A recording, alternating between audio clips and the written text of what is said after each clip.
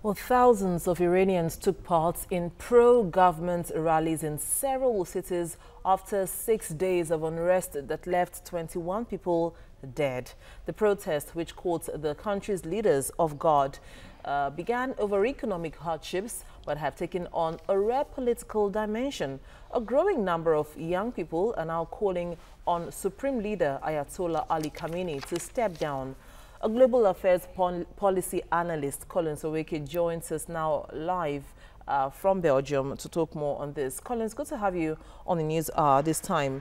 So the latest on this issue is that the sedition protests have been announced defeated. And not just that, but revolutionary guards have been deployed to curtail any other rise or more forms of sedition that may arise. How will this help the situation there in Iran?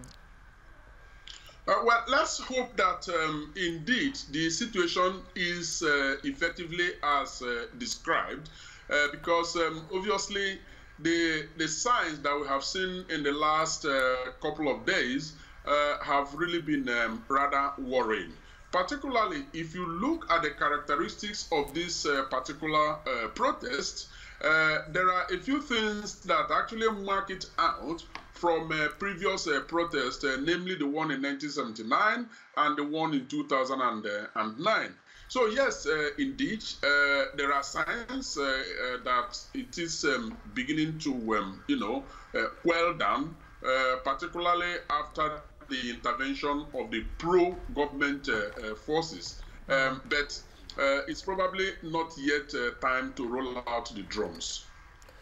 Well, economic reasons was one of the major reasons that the protesters had to go on the streets. What do you think at this moment that Khamenei and his crew need to begin to do in order to assuage the pains of the people? That's a very dicey one. I mean, the economic reasons that were mentioned as reasons or the grounds or the basis for the protest, because apart from corruption that the government can do something about, there are a number of forces that are not very much under the control of the government. Take, for example, the falling oil prices, and the fact that the current U.S. administration led by President Trump is not into the cards as agreed by the previous government, in terms of the sanction having been lifted, yet certain aspect of it which Trump himself was supposed to have lifted would have actually helped to beef up the economy. So those are things that are not, under the control of the government, but rather international diplomacy and so on and so forth. And then, if you also consider the very nasty bad luck that the government had, recently, where bird flu, disease came into circulation and had to lead to the slaughter of, that's the killing of 17 million birds, that reduced the production of eggs and therefore the hike in price.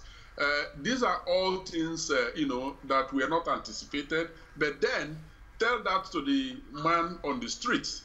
That's not what they want to hear, because the prices of eggs rising to up to 40% is gets telling, lots of jobs losses, and young people, roaming about aimlessly. So let us hope that, one way or the other, the government will find alternative ways of, beefing up the economy, increasing the job supply, and then, making life easier for especially the people. Well, Collins, this situation continues to draw sharply varied responses from the international community, but we'll leave it here for now and continue the analysis probably later on. Thank you very much again for joining us on the News Hour. Thank you. We'll take a quick break now to bring you business news afterwards. Kenny is here for that.